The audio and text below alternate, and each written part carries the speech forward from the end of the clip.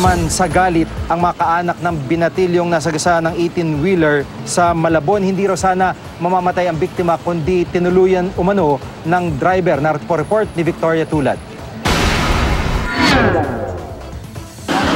Hinihintay lang daw ng 13 anyos na si Jeremy Matias ang kanyang mga kaibigan sa bangketang ito sa Barangay Potrero, Malabon nang masagasaan ng 18-wheel truck.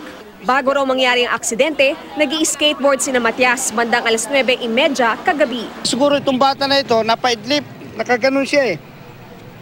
Kaya nung pagdaan niya nung truck na yan, naitbulaga siya ron sa pagliko na ano, kaya siya nasagasaan, nakalagkas siya ng konti dyan.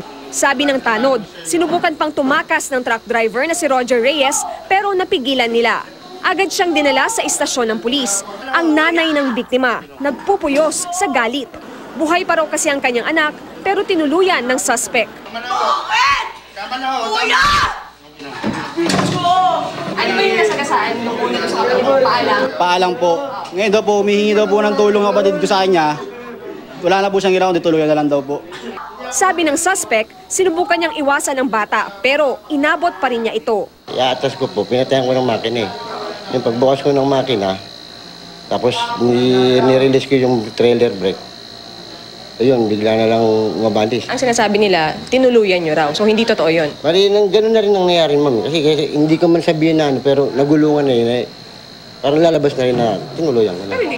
Sa tindi ng galit ng pamilya, kinuyog nila ang suspect paglabas nito ng istasyon.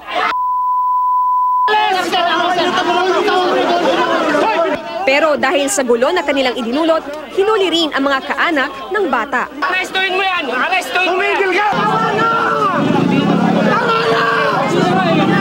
Matapos kumalma, sumama rin sa mga pulis ang mga kaanak ng biktima para imbestigahan. Sorry po, sir. Sorry po. Sorry po talaga. So anong plano sa kanila ngayon, sir? Tinan po natin sa investigation kung anong mga isasabta sa kanila. Kailangan silang ng obstruction of justice siguro kasampahan ng kaso. Ang suspect naman, maharap sa kasong murder. Victoria Tulad, GMA News.